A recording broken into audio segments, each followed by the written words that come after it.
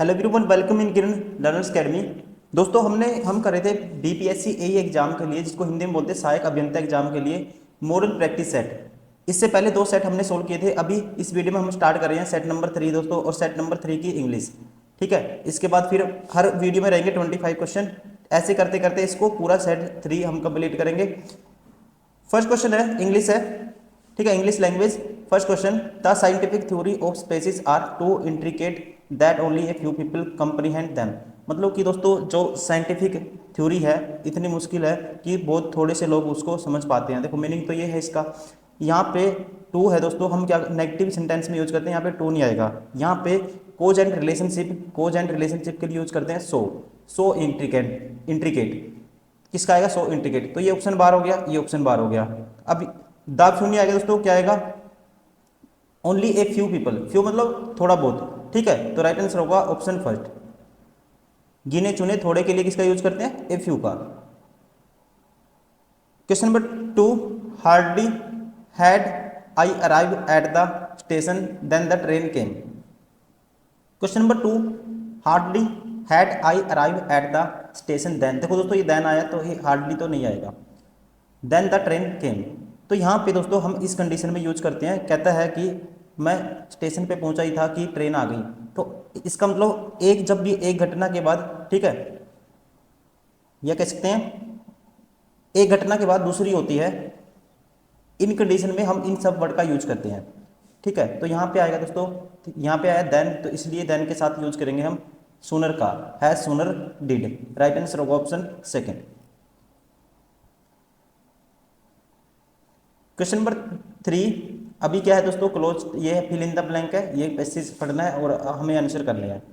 ठीक है, पैसेज के बेसिस पे हमें आंसर करने हैं और इसको फिल करना है, क्या क्या सही फिट बैठेगा, कौन सा वर्ड कहाँ पे फिट बैठेगा। चलिए इसको पढ़ते हैं। The first murder ever dash in the United State occurred in September 1630। अब दोस्तों पहली लाइन में देखो ऑप्शन दिए हुए हैं, क्या आएगा इसमें। देखो मर्डर एकर्ड नहीं होगा, कंस्ट्रक्ट नहीं होता दोस्तों, कंस्ट्रक्शन का यूज, कंस्ट्रक्टेड किसमें, कोई बिल्डिंग बनाने में इस वर्ड का यूज करते हैं। कमिटेड, क्रिएटेड दोस्तों ये नहीं होगा, क्रिएट कोई चीज़ बनाना, क्रिएट करना, तो उसके लिए हम ये यूज नहीं करेंगे। यहाँ बात हुई है मर्डर की, तो मर्डर क्या होगा, यहाँ पे कमिटेड होगा।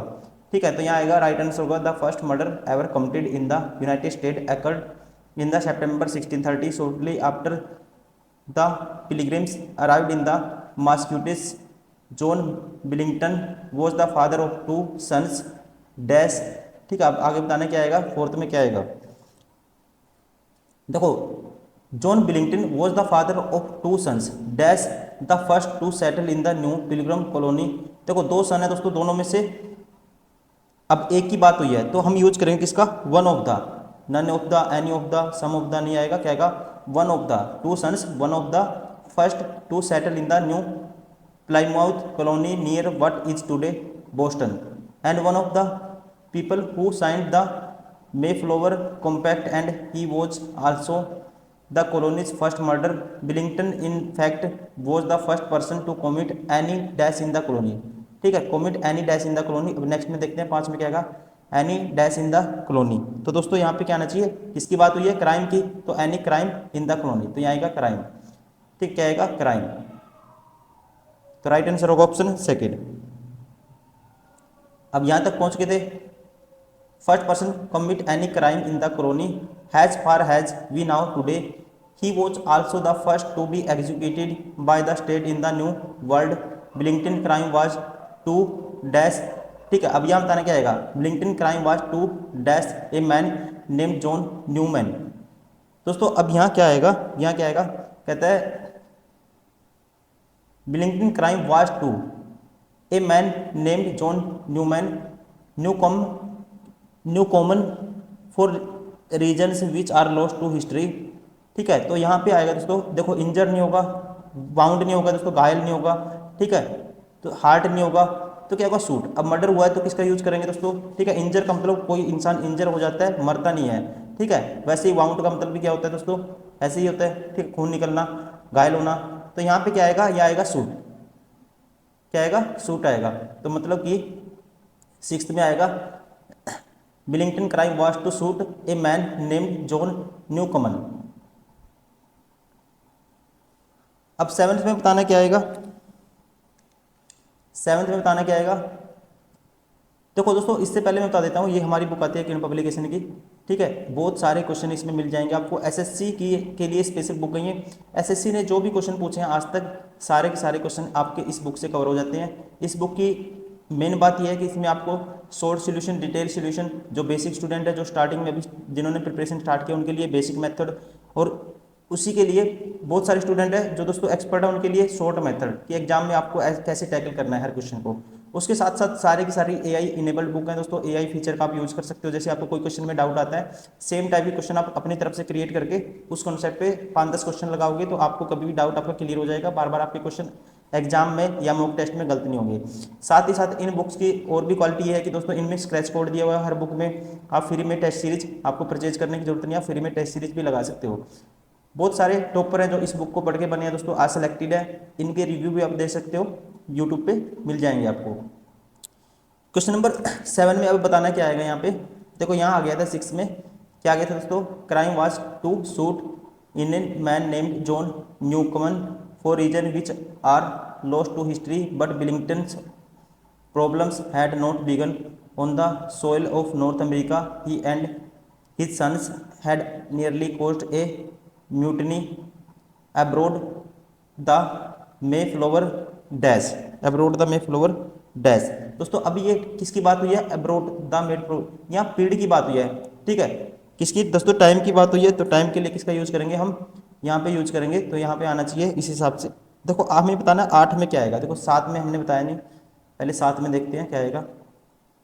7 में आएगा दोस्तों, ठीक है, यहाँ टाइम पीरियड की बात हुई है तो वैसे मैंने बता दिया था क्या आएगा, during, during Mayflower during the arduous trip across the ocean.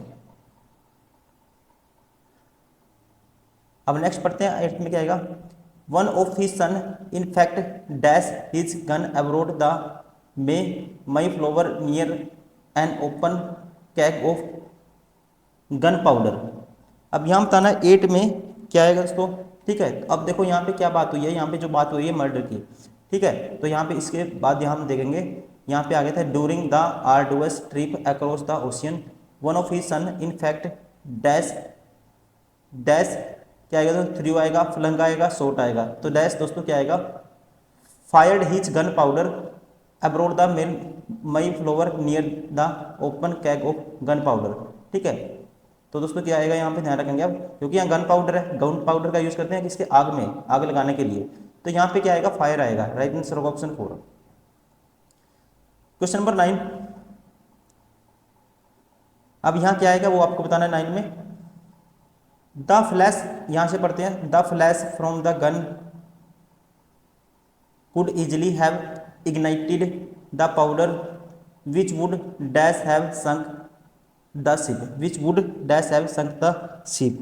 तो दोस्तों यहाँ क्या आना चाहिए, which would, तो यहाँ किसी प्रोबेबिलिटी की बात हो रही है, ठीक है। तो which would क्या है दोस्तों, would किसके यूज, पॉसिबिलिटी के यूज करते हैं, ठीक है। तो which would क्या आना चाहिए यहाँ पे, तो यहाँ आना चाहिए प्रोबेबली, ठीक है, which would probably have sunk the ship।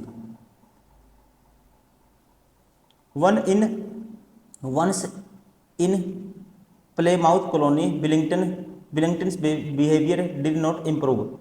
He dashed to serve any form.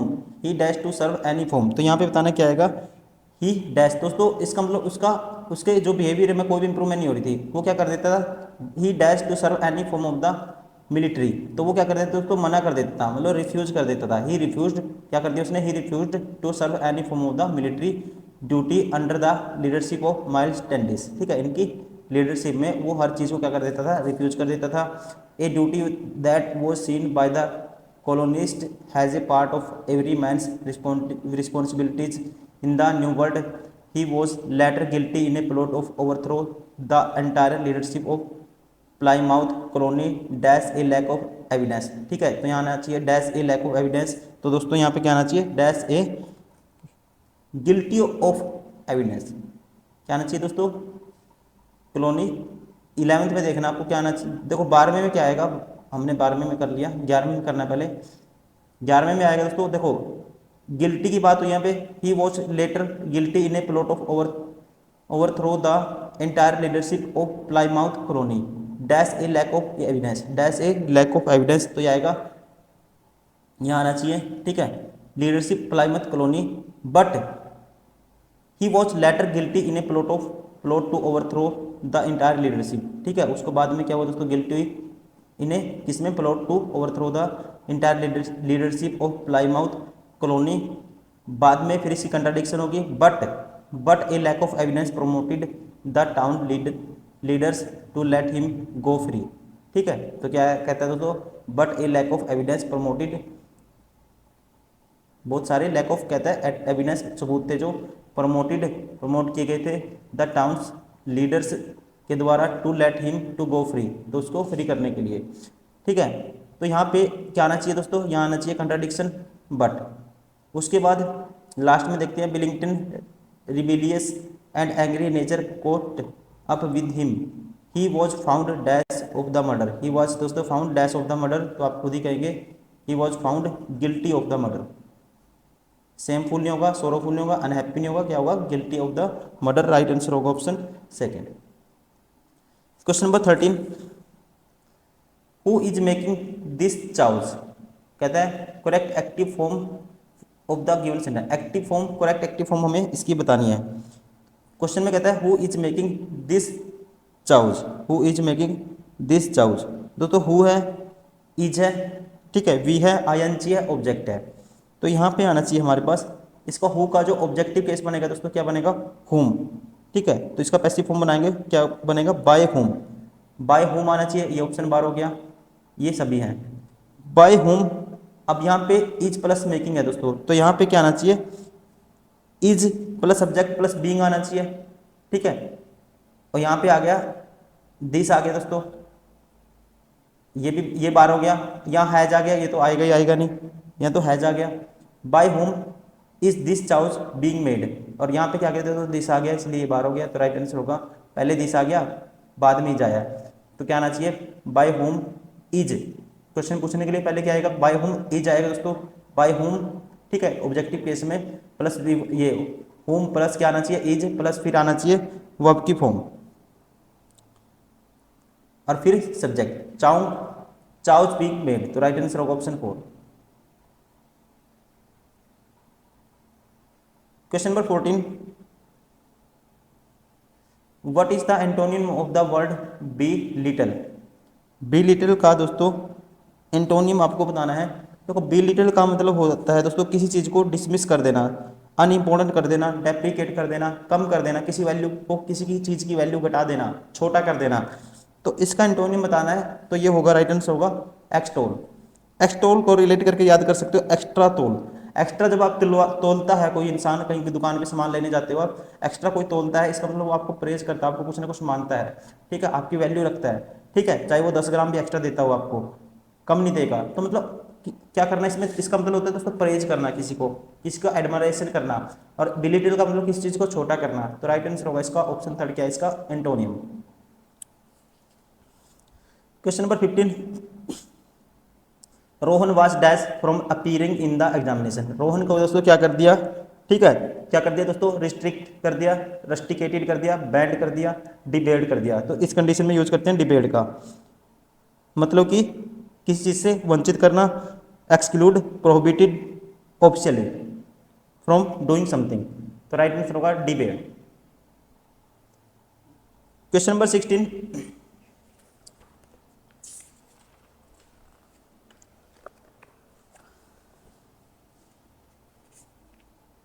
Select the correct passive form of the given sentence, correct passive form हमें बतानी है, देखो we should avoid excess use of mobile in order to have a peaceful life, तो दोस्तों object क्या होगा, access use of mobile, ठीक है, एक्सेस यूज ऑफ मोबाइल, तो शुड के लिए क्या आएगा, शुड प्लस बी आएगा दोस्तों, तो ये हैड बीन आ गया, बार हो गया, ये शुड हैव बीन आ गया, ये भी बार हो गया, ठीक है, तो क्या आना चाहिए, देखो इसमें पहले में और तीसरे में देखो excess use of mobile should be, तो दोस्तों क्या आना चाहिए, उसके बाद शुड बी अवॉइडेड आना चाहिए, तो शुड बी प्लस V3 आएगा, ये आईएनजी फॉर्म आ गई, ये भी बार हो गया, राइट आंसर होगा option 1। Question number 17, identify the segment in the sentence which contain a grammatical error, grammatical error आपको बताना है कहाँ पे है। Pride leads to destruction of the growth of any individual and creates a vacuum devoiding of genuine relationships. तो यहाँ पे दोस्तों जो एरर है मैं बता देता हूँ, ये है यहाँ पे डिवॉइडिंग ऑफ नहीं होता दोस्तों, डिवॉइडेड ऑफ होगा यहाँ पे, ठीक है। Pride lead of construction of growth of any individual and creates a vacuum devoided of genuine relationship. Devoided of का मतलब होता है मतलब कि नॉट हैविंग समथिंग यूजुअल और कंप्लीटली विदाउट, जो जनरली होता है उससे हटके कोई चीज़, ठीक है। मतलब कि नॉट हैविंग समथिंग यूजुअल और एक्सपेक्टेड, क्या यूज होगा, डिवाइडेड ऑफ, राइट आंसर होगा option second. Question number 18, correct passive form बतानी है आपको। You were responsible to prepare food at 12 o'clock, ठीक है। You were responsible to prepare food at 12 o'clock. दोस्तों यहाँ रिस्पॉन्सिबल की बात हुई है तो हम इसको डमी सब्जेक्ट का यूज करेंगे इसमें, ठीक है। तो ऐसे कंडीशन में किसका यूज करते हैं, जब कोई सब्जेक्ट नहीं है दोस्तों, जब इसको कन्वर्ट करेंगे एक्टिव से पैसिव वॉइस में, तो दोस्तों यहाँ क्या आएगा, it was your responsibility to prepare food at 12 o'clock. Option first is correct, क्या आएगा, it was. Question number 19, identify the segment in the sentence which contain a grammatical error, ठीक है। ग्रामेटिकल एरर आपको बताना है कहाँ पे है, कौन सी सेंटेंस कहाँ पे है इस सेंटेंस में। The common advice that the doctor offers to patient is to take preventive measures such as proper intake of water, hygienic food habit and regular exercise. अब दोस्तों डॉक्टर ने एडवाइस दी है किसको, पेशेंट को। पेशेंट क्या है यहाँ पे स्पेसिफिक है, तो यहाँ पे आना चाहिए to the patient is to, ठीक है। तो यहाँ द आएगा आर्टिकल, तो यहाँ पे एरर है इसमें, किसमें, टू पेशेंट इज टू में, तो राइट आंसर होगा यहाँ पे क्या आना चाहिए, to the patient is to, तो option 4 is correct. Question number 20, इसको अरेंज करना है। देखो सभी में ए है स्टार्टिंग में, तो ए तो होगा ही होगा। ए 3 years old boy disappeared from home, ठीक है। होम से क्या हो गया दोस्तों, डिसअपियर्ड, गायब हो गया। अब नेक्स्ट दूसरे पे क्या आना चाहिए, व्हेन, देखो गायब हो गया, when found he was sleeping on the bench. When जब वो पाया गया, एक तो ये हो सकता है। सेकंड में कहता है someone left the gate open and he wondered about. Some, किसी ने गेट खुला छोड़ दिया था दोस्तों। पहले ये बात होगी या ये होगी, आप कहेंगे पहले सी आएगा, ठीक है। फिर उसके बाद क्या आना चाहिए, उसके बाद देखो फिर he cross the road and went into the park. दोस्तों अब देखो इसके बाद किसी ने गेट, देखो बंदा गायब हो गया, उसके बाद किसी ने गेट खोला तभी तो गायब हुआ, ऐसी बात करते हैं हम। और कहाँ चला गया वो, he cross the road and went to the park. When found, जब वो मिला, मिलेगा कब, बाद में। He was sleeping on the bench, तो राइट आंसर होगा option second. Question number 21, select the alternative that improve the word part of the sentence. I am Malala is an international Booker Prize bestseller that has been translated into more than 12 languages, ठीक है। that has been translated into more than 12 languages। दोस्तों sentence क्या है, अपने आप में correct है, ध्यान रखेंगे, जबरदस्ती एरर हम नहीं निकालेंगे इसमें। इसका राइट आंसर होगा option 4। Question number 22, the problem of global warming has become a hard nut to crack for the world. तो ये ईडियम फ्रेज का मतलब आपको बताना है। तो हार्ड नट टू क्रैक का मतलब दोस्तों यहाँ पे राइट आंसर होगा ए टफ चैलेंज, ठीक है। क्या है दोस्तों, ये ग्लोबल वार्मिंग है जो, क्या है दोस्तों, हार्ड नट टू क्रैक का मतलब कि एक बिगर चैलेंज है, एक टफ चैलेंज है। तो हार्ड नट टू क्रैक इस ईडियम का मतलब होता है ए टफ चैलेंज, मतलब कि उलझनकारी समस्या या situation. Option second is correct. Question number 23, what is the antonym of the profusion. Profusion का एंटोनिम हमें बताना है। प्रोफ्यूजन का मतलब होता है दोस्तों कोई चीज़ ज़्यादा मात्रा में हो, एबुडेंस, ठीक है, कह सकते हैं इसको एबुडेंस मात्रा में हो, फर्टाइल, इसके सारे क्या होते हैं, ये सिनोनिम होते हैं। इसका उल्टा स्कैरसिटी मतलब क्या होता है दोस्तों, कमी। ऑप्शन फर्स्ट इज करेक्ट, ये होगा इसका एंटोनिम, क्या, स्कैरसिटी। इसका मतलब कोई चीज़ ज़्यादा मात्रा में होना, इसका मतलब कमी होना की इस चीज़ की। Question number 24, to dwell in an argument with a foolish person is a beating the air. दोस्तों ये ईडियम होता है बीटिंग द एयर, इसका मतलब होता है यूजलेस टास्क। क्या होता है? यूजलेस टास्क मतलब कि व्यर्थ में प्रयास करना कह सकते हैं। राइट आंसर होगा option third. Question number 25, select the correct passive form of the given sentence, Newton discovered the law of gravity. इससे पहले दोस्तों मैं आपको बताना चाहूँगा ये हमारी तीन पब्लिकेशन की बुक आती है, मोस्ट इंपॉर्टेंट बुक है। अगर आप एसएससी का कोई भी एग्जाम क्रैक करना चाहते हो सारे क्वेश्चन आपको इस बुक में मिल जाएंगे, जितने भी पीवाईक्यू आज तक एसएससी में पूछे गए हैं। इसके साथ दोस्तों पीवाईक्यू तो मिल ही जाएंगे, उसके साथ आपको एक हर पीवाईक्यू का प्रीवियस ईयर क्वेश्चन का शॉर्ट सॉल्यूशन, बेसिक सॉल्यूशन और डिटेल सॉल्यूशन दोनों मिल जाएंगे आपको। एग्जाम में आपको कैसे क्वेश्चन को टैकल करना है वो अप्रोच भी आपको बुक में सीखने को मिलेगी। कंटेंट भी आपका, अगर ये सारे क्वेश्चन लगा लेते हो सारा कंटेंट भी आपका रिवाइज होगा 95%। साथ ही साथ दोस्तों हर बुक में स्क्रैच कोड दिया हुआ है, एआई इनेबल्ड बुक है सारी, एआई फीचर्स का यूज़ करते हो। मान लो आपका कोई क्वेश्चन बार बार गलत होता है, एआई का यूज़ करते हुए सेम टाइप के सिमिलर टाइप के क्वेश्चन आप क्रिएट कर सकते हो और वो प्रैक्टिस कर सकते हो ताकि आपका क्वेश्चन बार बार गलत ना हो, आपकी क्वेश्चन सोल्व करने की स्पीड बने। साथ ही साथ दोस्तों यहाँ पे आप रिव्यू भी देख सकते हो। टॉपर्स का यही मानना है, हमेशा उन्होंने यही बुक फॉलो की है। बहुत सारे स्टूडेंट है जो सिलेक्टेड है, उनका मानना यही है कि आप 10 बुक को मत पढ़िए, आप एक बुक को 10 बार पढ़िए, क्योंकि ये बुक ऐसी है एक बार लगा लेते हो अच्छे क्वेश्चन, इसमें अच्छे खासे क्वेश्चन दिए हुए हैं, पुराने नए सारे टाइप के क्वेश्चन दिए हुए हैं। ये सारे क्वेश्चन लगा लेते हो दोस्तों, आपकी स्पीड तो बनेगी बनेगी, स्पीड आपके उसके साथ स्पीड के साथ साथ आपका कंटेंट भी रिवाइज होगा। साथ ही साथ हर बुक में आपको टेस्ट सीरीज भी परचेज करने की जरूरत नहीं है, हर बुक में स्क्रैच कोड दिया हुआ है, स्क्रैच कोड का यूज़ करते हुए आप फ्री में टेस्ट सीरीज भी लगा सकते हो। क्वेश्चन नंबर 25 आपको बताना है इसका passive form, Newton discovered the law of gravity. Newton discovered the दोस्तों लॉ ऑफ ग्रेविटी, तो यहाँ पे आना चाहिए फिर न्यूटन डिस्कवर्ड।